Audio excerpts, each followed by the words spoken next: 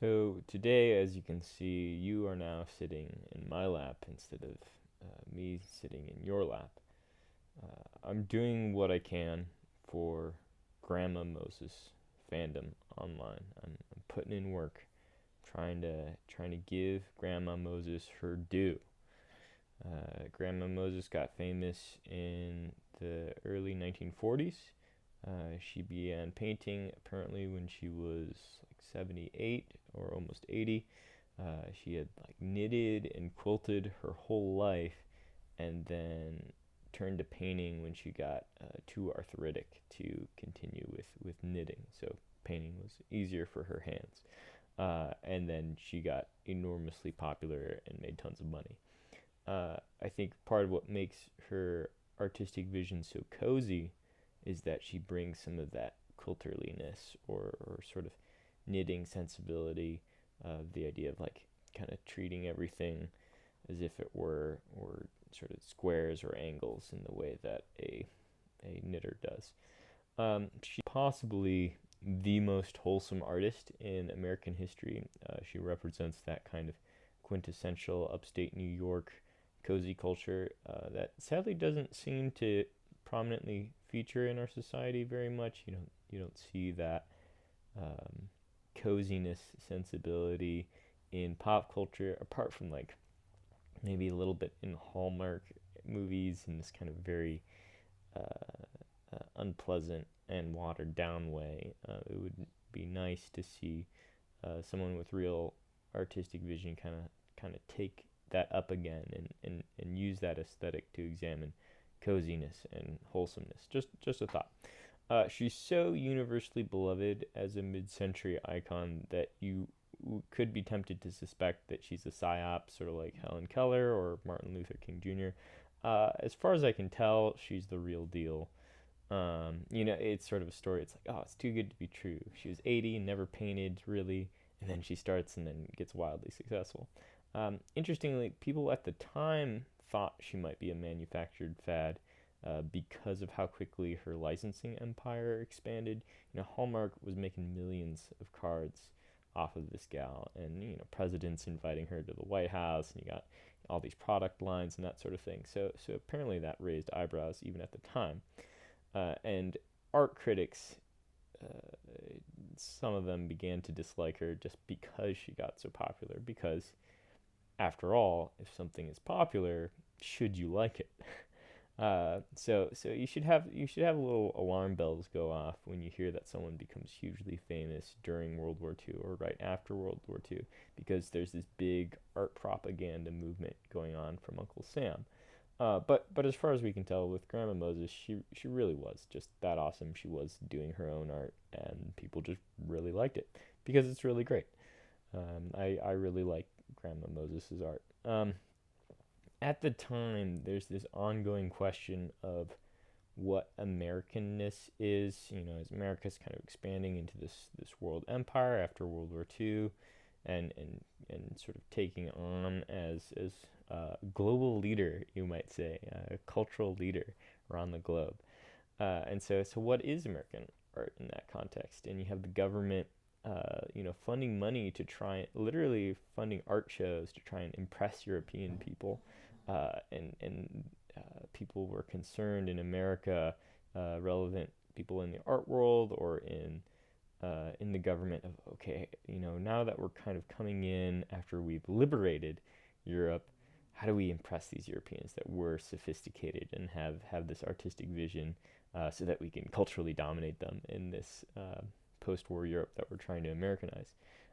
And so Grandma Moses is one of those people who gets selected by the curators, because she's popular in America, and then turns out to be fairly well liked in Europe as well. So it's sort of ironic she's being selected by curators as a symbol of innocence and naivete, to feed to this hungry audience who's really hungry for something that's innocent and naive. And there's something true to the American spirit about that. Apparently, the American avant-garde initially protested that Grandma Moses was being used as one of these. Her art was being used as one of these promotional pieces in exhibitions that the U.S. government was doing in Europe. They thought she would be an embarrassment because they really wanted to come off as sophisticated to the Europeans, of course. But apparently, Jane Clear writes that the European initial response was that the American abstract expressionist stuff was not very good, but they thought Grandma Moses was great. They didn't want sophistication from Americans. They wanted America to be cutesy and primitive, which I think is more true to who we are. Kalia records a German paper writing in response to Grandma Moses' exhibition. Her radiant art disproves the stupid cliche that America has no soul. Does it not speak very strangely in favor of America that this woman should have become so popular, even famous? What's great about Grandma Moses is, she didn't even really know anything about art, but she's still a one-of-a-kind talent, and she paints America as it should be, and America as we want it to be. Her name is sort of paradoxical. If you think about it, how can Moses be a grandma? And yet here she is bringing down the Ten Commandments of coziness. If only Grandma Moses were here to cast plagues on our corrupt and decadent civilization and cleanse it and return it to the idyllic vision of America that she portrays in her art. I think we can all agree that would be ideal. Not all of her pictures are so happy. This one might be one of my favorites of hers. It shows a little bit of doom of a real fire that took place when she was just a 2-year-old, but sort of inspired her imagination reading about it much later. Generally, it seems like people cottoned to her in a paranoid age where her art was this symbol of kind of talismanic folksiness. This is Cold War. People are becoming aware of nukes for the first time, and all of the paranoia that goes with that. And it's nice to have these images of an America that doesn't have to worry about nuclear warfare. The world that Grandma Moses portrays is not an atomic one. Even though she was painting in an atomic age, she's sort of this living relic who is kind of passing on what was for her a living memory of this very kind of cozy pre-war America. Contemporary responses of the press and public at the time sort of express that sentiment. Much that Americans believe in and hope for, but rarely find in American life, commented one reporter. After a visit with Grandma Moses, you feel better about art, America, and the whole human race. This is clear. Of far more significance than the analysis of the press was the response of the public. It was almost as though Moses' art had the power to heal, had become the repository of dreams. Unsuccessful artists found encouragement. Quote, I had almost come to the conclusion that my art talent would have to be thrown aside. A woman from Tennessee wrote Grandma, but having read about you has given me great courage. I shall always try to keep it up. Another man says, we are living in a pretty awful world with war and disease and hunger and an atomic bomb. The world that you show in your beautiful paintings is the kind of world we must try to bring back.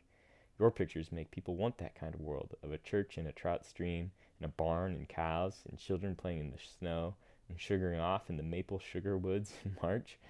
When they see that kind of world, they try to get it. So your pictures are not only beautiful and joyful to look at, but are a great deal more than that. So here we have, contemporary response, people saying like, wow, it's almost as if this was propaganda designed to make me feel better. And I love it. And that's kind of the role that Grandma Moses played back then. And it seems like today we don't really think about nuclear bombs.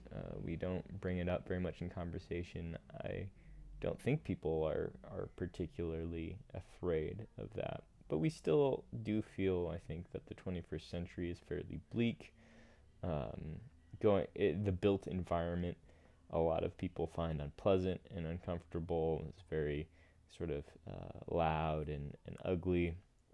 And so imagining a world where everything isn't that way, but is, old-timey and cozy is pleasant. It's nostalgic.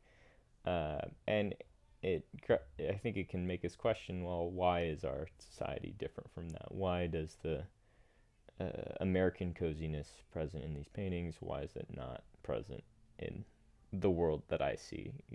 I look outside my window and I see, these prefab homes and so on and so forth, and noisy highways and gravel lots, and I don't see barns and cows and trout streams as much. I highly recommend Grandma Moses' autobiography. I learned all sorts of new things from it. So if you're interested, you might want to check that out.